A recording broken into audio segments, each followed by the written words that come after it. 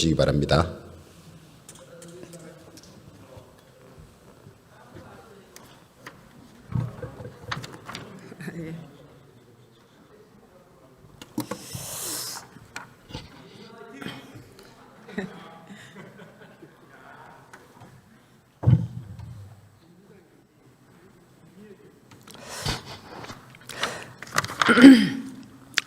존경하는 국민 여러분, 주호영 국회 부의장님, 그리고 선배 동료 의원 여러분, 그리고 김민석 국무총리님과 국무위원 여러분, 국민의힘 대구 수성구월 국회의원 인선입니다. 요즘 국민들께서 가장 많이 하시는 말씀이 있습니다. 살기가 너무 팍팍하다는 이야기입니다. 지금 이재명 정부의 정책이 서민들한테 도움이 되는지 국민들은 묻습니다. 장바구니 물가는 오르고 환율은 불안하고 내 집 마련의 꿈은 점점 더 멀어지고 있습니다. 여기에다가 관세 협상 문제까지 겹치며 기업과 경제 불안도 커지고 있습니다. 특히 지방은 더 절박합니다. 인구는 줄고 산업과 일자리는 수도권으로 빠져나가며 미래에 대한 불안이 커지고 있습니다.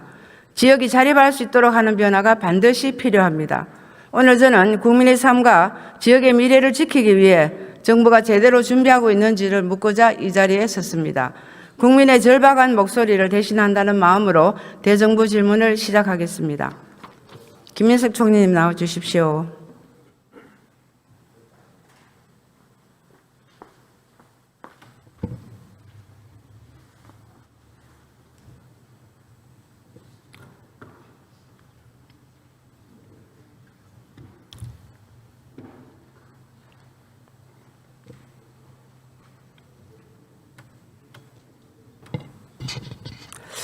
예, 좀 수고 많습니다. 네, 요즘 가계는 파탄, 기업은 파괴, 미래는 파멸, 세간에서 이재명 정부를 삼파 정부라고도 부른다고 지난 국정감사에서 말씀드렸습니다. 이제는 삼폭 정부라고 불러야겠습니다. 환율 폭등, 물가 폭등, 집값 폭등으로 폭망하게 생겼으니 말입니다. 환율부터 보겠습니다. 총리님, 이재명 정부 들어서 고환율이 유지되고 우리나라 원화의 가치가 다른 나라에 비해서 많이 떨어졌습니다. 알고 계시죠? 예. 네. 이재명 정부가 출범한 이후에 환율이 1,400원 중반대를 유지하고 있는 게 일상화가 되었습니다. 총리님, 이제 이게 새로운 표준이 된 겁니까? 그렇게 말씀드리기는 어렵습니다. 어느 정도가 적정한 환율 수준이냐 이것에 대해서는 제가 말씀드릴 사안은 좀 아니라고 보고요. 관련해서 환율을 정책적으로 관여되는 그런 당국자들이 이야기할 사안이라고 생각해서 이 부분에 대해서는 제가 그 부분에서 가볍게 말씀드릴 일은 아닌 것 같습니다. 예. 그러면 총리님, 정부는 환율이 얼마나 더 오르면 위기라고 보고 계시는지, 그리고 정부가 보는 적정 환율은 어느 정도인지 답변해 주실 수 있습니까? 네, 그 부분에 대해서도 제가 어느 정도가 적정 환율이다 이렇게 말씀드리기는 저로서는 조금 어렵습니다. 제 개인적으로 뭐 생각하는 것이 있을 수 있지만은 그것을 제가 말씀드리기는 좀 적절치 않고요. 위기다 아니다를 떠나서 현재 최근의 상황이 환율이 사실은 과거처럼 생각한다면 어떤 경제의 체력이 급격히 약해졌거나 펀더멘털의 문제이거나 아니면 뭐 외채가 뭐 급증했거나 아니면 외환 보유고가 뚝 떨어졌거나 뭐 이런 등등으로 기인한 것은 아닌 상태임에도 불구하고 환율이 일정하게 오른 것은 사실이어서 그 부분에 대해서 굉장히 우려가 있죠. 네, 우려를 예, 우려가 가지고 됩니다. 보고 있습니다. 예, 그렇습니다.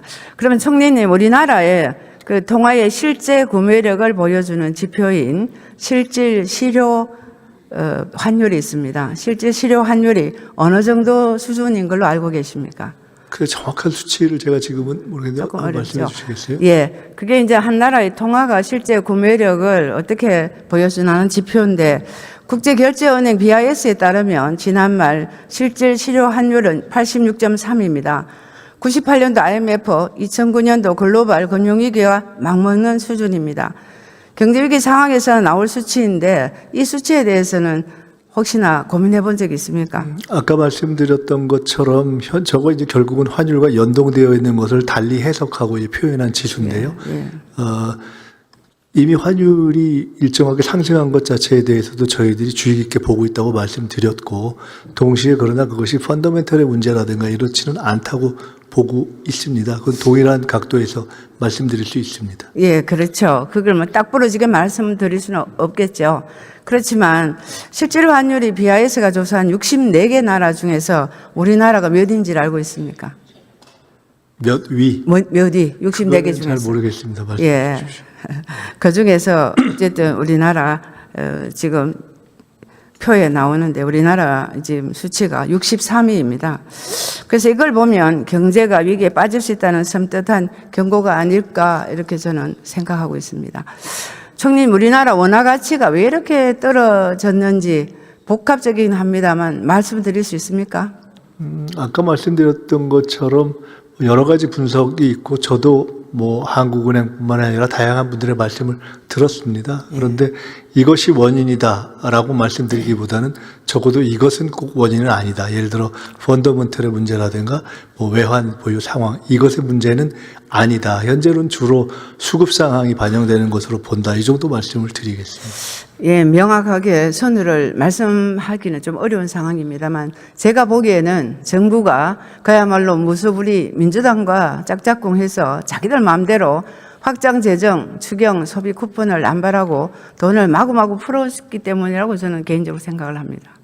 네, 그래서 예, 보시는 시각도 뭐 다르죠. 있다고 예, 저는 그렇습니다. 이해하겠습니다. 예, 시장에 돈이 많이 풀리다 보니까 그 MT 기준으로 봤을 때 통화량 증가율이 정말 이재명 정부가 들어서고 8월부터 계속해서 월 8%를 넘고 있습니다. 그러다 보니 M2가 1년 만에 무려 350조 원이 늘어났는데 이렇게 원화 가치가 멀쩡할 수가 없습니다, 실은. 그래서 제가 고민이 많고요.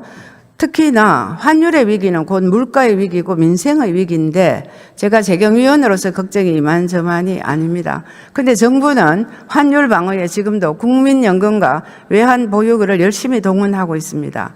그래서 얼마 전에 보면 외환 보유고 달 한 달 만에 21억 달러가 들어갔는데 이건 우리 돈으로 3조 정도가 빠져나가서 투입을 했습니다. 알고 계시죠? 아까 말씀 주신 중에 국민연금을 동원했다 하는 것은 사실은 뭐 검증되거나 확인된 것은 아니고 국민연금은 그 자체에서 어떤 룰을 가지고 틀을 가지고 수익성이라는 목표를 가지고 운영하고 있기 때문에 저희가 그것을 환율 방어에 쓰고 있다 이렇게 단정하시기는 어려울 것 같습니다. 그래서 그래도 고민은요. 저희 걱정은 아이가 아프다는데 병원 가서 진단은 받지 않고 계속 해열제만 먹이는 그런 꼴이 되지 않도록 총리님 유념해 주시기 바랍니다. 네, 해열제도 뭐 주사도 뭐 약도 저희들이 다 종합적으로 예. 고려하겠습니다. 온갖 걸 처방해도 안 될 때는 우리가 어쩔 방법이 없기 때문에 미리미리 해 주시기를 바랍니다.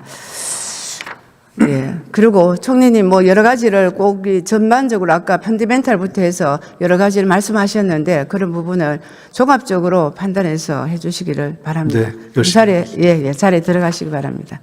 예. 구현철 부총리님 잠깐 나와 주시기 바랍니다.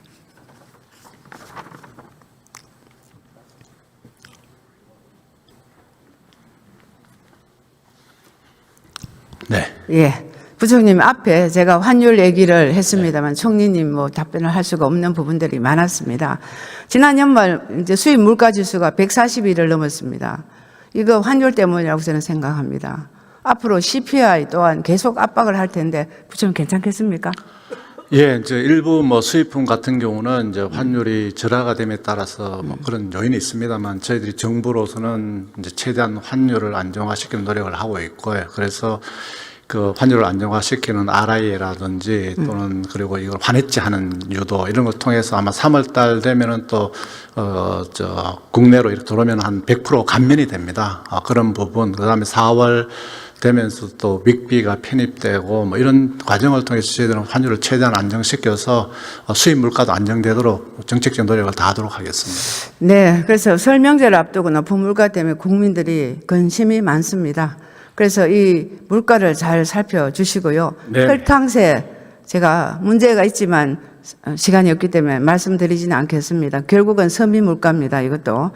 그래서 지금 체감 물가가 불과 몇 년 전만 비교했을 때 괜찮다고 보시는지 체감 물가는 지금 굉장히 어렵습니다. 그래서 정부가 물가 상황이 좋아질 거라고 계속 희망 고문을 하고 있는데 제가 만난 국민들은 굉장히 고민을 많습니다. 걱정이 많습니다. 그래서 이런 감당하기 어려운 상황을 우리 부총리께서는 어떻게 국민들 안심시키겠습니까? 예, 뭐 지금 의원님 말씀하시는 그런 어떤 생활 물가 이 부분에 대해서는 정부도 굉장히 깊은 관심을 가지고 이렇게 지켜보고 있다는 말씀을 드리고요. 예. 그래서 저희들이 할 수 있는 범위 내에서는 정부가 보유한 그 물량을 최대한 방출하는 문제라든지 또 가격이 좀 비싼 경우는 정부가 재정 지원을 해서라도 가격을 낮추는 문제라든지 또는 할당 관세를 또 적용해서 또 관세를 좀 낮춰줘서 물가를 낮추는 거라든지 다양한 걸 합니다만 전반적으로는 2% 내외로 이렇게 유지하고 있다는 정도 말씀을 드리겠습니다. 예, 부총님 나오신 게 부동산 질의를 잠깐 하겠습니다. 부총님 보시기에 집값 폭등이 지금 문제가 되는데 이렇게 군사 정권 이후에 정부가 시장을 이긴 사례가 있었습니까? 뭐 시장을 이기고 뭐 그런 문제가 아니고 정부는 실수요자 중심의 어떤 주식시장 개편을 이렇게 하는 게 그 국민의 주거 안정에 도움이 될 거기 때문에 그런 방향으로는 정책적인 노력을 집중하고 있다는 말씀을 드리겠습니다. 예, 대통령님의 말 바꾸기 또 국민과의 기싸움 이런 거에 부총님이 바라보시기에 적절치 않으면 곁에서 반드시 그걸 막아주셔야 됩니다. 그리고 부총님 지금 서울 아파트 평균 매매 가격이 얼마입니까? 뭐 지금 이게 보기에 따라 다릅니다만 평형대에 따라서는 또 10매덕으로 이렇게 보통 얘기하고 있습니다. 예, 그래서 1년 만에 12억에서 15억으로 20%가 올랐습니다. 지난 문재인 정부 때 결국은 6억에서 12억으로 2배가 넘게 올랐습니다. 이렇게 부동산 폭등, 이게 양극화의 전성기라고 봅니다.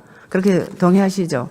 예, 그래서 정부도 이제 집값 안정이 최고의 정책 목표라고 두고 있고 특히 이제 실거주 목적의 이제 집재 공급에 대해서는 최선을 다해서 집값이 안정되도록 하도록 하겠습니다.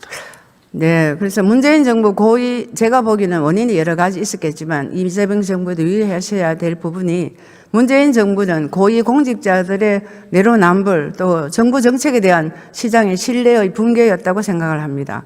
이렇게 시장이 무너지지 않도록 지난 정부 28번에서는 이번 정부는 30번 할 거야 이렇게 기싸움하시지 말고 곁에서 대통령님 말해주셔야 됩니다. 하시겠습니까? 예, 정부는 그 주택 공급을 확대하는데 최우선 순위를 두고 하도록 하겠습니다. 그리고 또 수요 관리 측면에서는 제가 몇 번 말씀드린 것처럼 실거주 목적의 수요에 대해서는 정부가 관심을 가지고 정책적인 노력을 하도록 하겠습니다. 네, 최근에 다주택자에 대한 말씀이 많았습니다만 실은 이재명 대통령 4년 전에는 이런 다주택자들의 양도세를 완화해야 된다고 말씀하셨다가 지금은 또 굉장히 강하게 다주택자들의 책임이라고 이렇게 말씀을 하고 계십니다. 그런데 이런 전체적으로 봤을 때 제가 보기에는 민주당 강령이 있습니다. 그 강령에 보면은 서민 중산층을 대변한다. 사회 경제적 양극화의 불평등을 극복한다. 이렇게 되어 있습니다. 과연 이 정부가 그렇게 하고 있는지 제가 걱정스럽고요. 부총님, 물가가 오르면 제일 힘든 사람은 서민들입니다. 그죠? 예. 주가가 오르면 어떻습니까? 주가가 오르면 요즘은 일반 국민들이 한 1,400만 정도 주식을 투자하기 때문에 일반 국민들도 또 이렇게 행복해지는 측면도 있습니다. 예, 주가가 오르면 상대적인 박탈감을 가지게 됩니다. 그래서 하여튼 꼭 유념해 주시고요. 자리에 들어가시기 바랍니다. 총리님 질의해야 되는데 안 계시네요, 부의장님. 예, 잠깐만 수답해 주세요. 총리님 질의하셔야 되는데 잠깐 와주시면 좋겠습니다.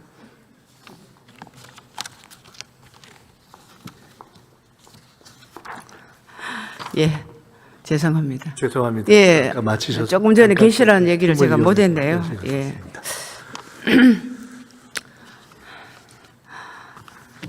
네.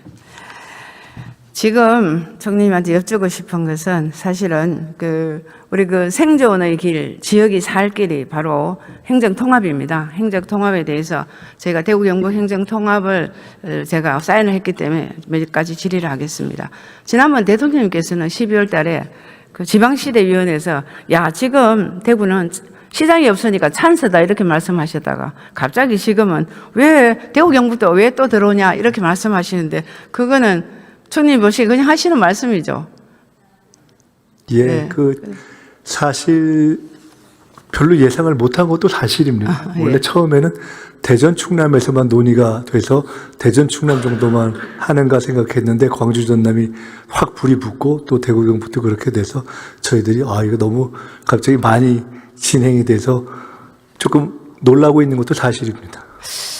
예, 저희들은 굉장히 섭섭하게 생각합니다. 대구 경북 들어오는 게 당연한데 갑자기 들어왔다고 해서 섭섭해 하고요. 뭐 그렇지는 않습니다. 예. 그렇지만 예. 저희들이 다 그 세 지역의 어떤 동력 또 의욕 이런 것들을 다 공히 다 의미 있게 생각하고 저희로서는 다 이렇게 그에 맞게 저희들이 약속하고 준비했던 어떤 지원이라든가 이런 것들을 다 해야 된다고 생각하고 있습니다. 그 법은 국회에서 이제 통과를 시키시는 대로 저희들이 그에 맞춰서 대응하겠습니다. 예, 청님께서 20조, 4조 이렇게 말씀하셨는데요. 이게 이제 너무 속도전이지 않느냐 이런 우려가 있습니다. 그래서 그 우려에 대해서 시간이 부족한 부분에 대해서 반드시 짚어주셔야 되고요. 네. 두 번째는 인센티브에 대한 재원 조달을 어떻게 할 건가. 사실 지금 우리 적자가 89조의 재정 적자를 가지고 들어가고 있는데 그런 이제 안 되면 또 국채를 발행할 생각이십니까? 재원 조달은요. 지금 행정통합과 관련된 예. 비용 말씀하시는 겁니까? 그것과 관련해서는 뭐 그런 생각을 특별히 하고 있지는 않습니다. 저희들이 기본 생각하고 있었던 재정 운영의 틀 내에서 저희들 애초는 최소 하나 그리고 지금은 현실적으로 세 군데까지 진행될 수 있는 부분을 4년간 최대 20조를 어떻게 마련하고 그 구성을 맞출 것인가에 대해서 기존의 재정 운영 틀 내에서 생각하고 있습니다. 그래서 저희는 이제 혹시나 인센티브가 아랫도를 빼서 윗도를 공구는 이런 양상이 되지 않을까, 또 무슨 정부가 꿍꿍이가 있는가 이런 굉장히 염려를 하고 있습니다. 그래서 잘 유념해 주시고요. 20조는 사실 단기 지원이고 장기적으로 봤을 때는 법인세, 양도세, 국세 등이 이제 우리가 지역에다가 이전을 해줘야 되는 게 큰 과제인 것 같습니다. 이 부분이 가능할까요? 지금 4년간 약속드린 그 부분에 대해서는 청와대 정책실을 중심으로 해서 재정 TF가 가동돼서 논의를 하고 있고요. 예. 지금 말씀하신 부분은 장기적인 일종의 재정 구조, 뭐 국세지방세 이런 것까지 포함해서 그거는 또 재정 분권 TF에서 따로 지금 논의를 하고 있습니다. 예, 총님 어제 공청회를 했는데 결과 보고를 들었습니까? 어제 저녁에 광주 전남 지역의 의원님들이 오셔서 말씀을 전 들었는데 공청회 전체에 대해서 전체에 뭐 어떻게 진행되는지 그렇게 종합적으로 듣지는 못했고 그쪽의 의원님들의 요구와 관련한 것만 들었습니다. 예, 제가 각 법안을 냈는데 그 공청회에 보면은 지역 맞춤형 특례가 있는데 그걸 그냥 표준 안 맞추고 100여 개를 아주 불수용으로 했어요.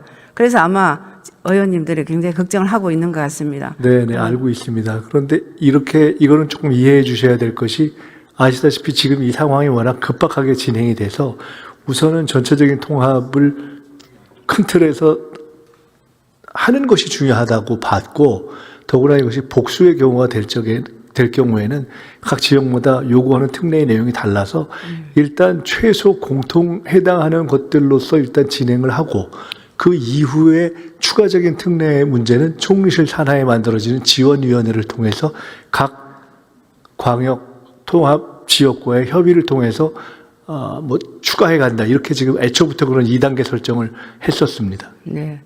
총님, 5억 3턱이 굉장히 필요하고 중요한 과제였습니다. 그래서 국민들은 이제 동의를 하면서 행정통합에 대해서 기대를 하고 있는데, 총님 보시고 이 맥이 빠지지 않도록 또 총님께서 확실히 그립을 잡아주셔야만 부처가 빠져나가지 않습니다. 그립을 잡고 그야말로 빛 좋은 개살가 되지 않도록 꼭 유념해서 지켜주시기 바랍니다. 그렇게 하실 수 있죠? 빛 좋은 개살구 뭐 이런 용어를 안 쓰시고 좋은 용어를 쓰시면 예, 좋은 거를 만들어갈 수 있습니다. 예. 하여튼 그렇게 되지 않도록 유념해 주시기 바랍니다. 예, 감사합니다. 들어가시죠. 예. 네, 관세 협상 문제가 있습니다만 시간이 없기 때문에 산업자원통상 장관님께 질의를 하지 않겠습니다. 딱 별도로 제가 여쭙도록 하겠습니다. 왜냐하면 관세는 결국은 나라가 잘 돼야 하는 굉장히 중요한 과제이기 때문에 넘어가도록 하겠습니다.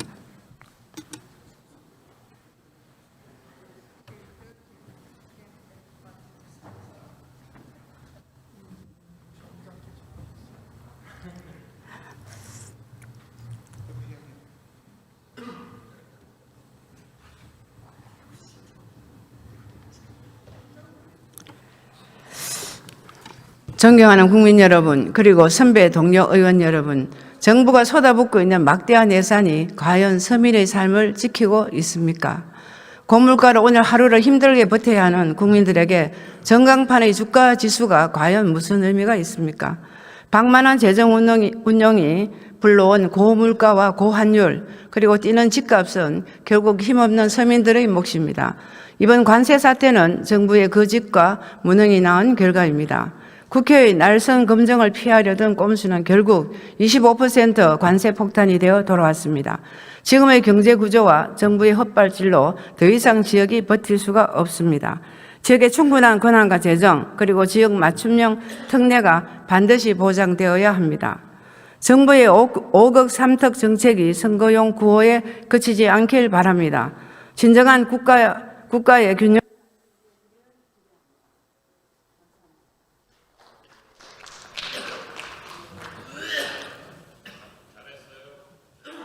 예, 이인선 의원 수고하셨습니다. 다음은 경기 김포을